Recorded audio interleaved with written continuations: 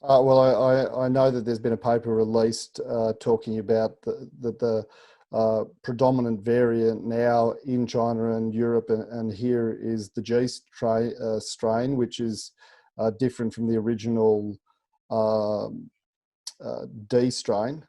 And that this surprised the researchers because they felt as though, I mean, coronavirus has a low mutational change. It's fairly stable, and they were surprised to see a mutation so early on. So I was wondering what you thought about that, and also the researchers' claim about that the G strain has become sort of evolved and become more predominant because it is more infectious.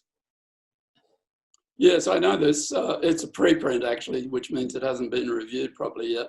Yes. My colleagues who know about this stuff, genomics people, are kind of skeptical, and they're not convinced at all. So maybe it'll turn out to be true and maybe not. It comes from a very good person, Betty Corber, who I've known for a long time. But we'll just see how that plays out. At the moment, there's no real suggestion there's any change in virulence or lethality. And in fact, with a virus like this, you might expect if it does change and it becomes more transmissible, it's probably less likely to be less virulent, but we don't know. That's just speculation. But at the moment, that no, people in general are not convinced by this. Well, it was released straight online, so it was not reviewed.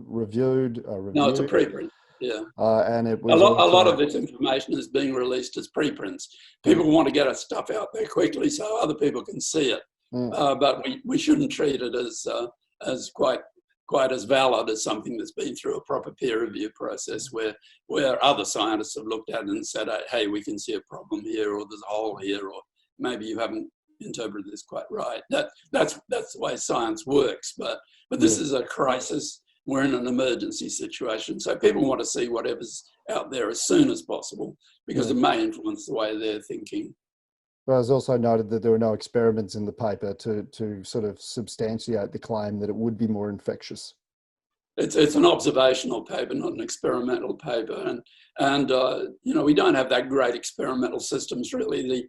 The various laboratory animal type models are not that susceptible, in fact, and even the monkeys are not as susceptible as they were to the original SARS virus, the COVID-1. So the only way you can really look at the virulence of this virus in the end analysis is in what happens with people. And if you started to see a variant coming through in people that were severely sick, we would pick that up. And we're doing a lot of sequencing here. And so anything in anyone who's really ill will certainly be sequenced. The viral genome is only 30,000 base pairs, so you can sequence a hell of a lot of these very quickly.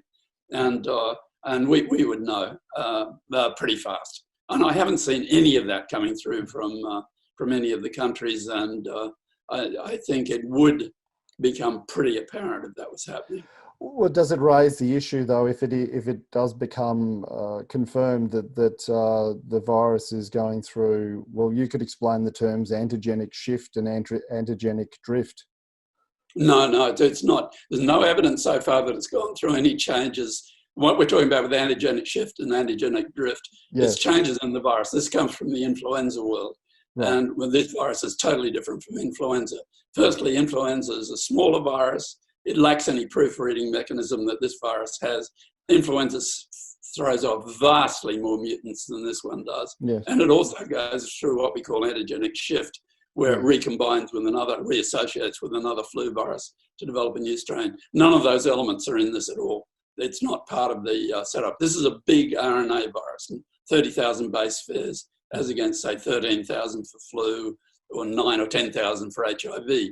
So we're not worried about that in a big way, but we'll pick it up if it happens. So at the moment, there's no suggestion that it's changing in the site recognized by antibodies, which are part of the recovery process and would be the basis of a vaccine. There's no suggestion so far that there's any significant change in the antibody binding site.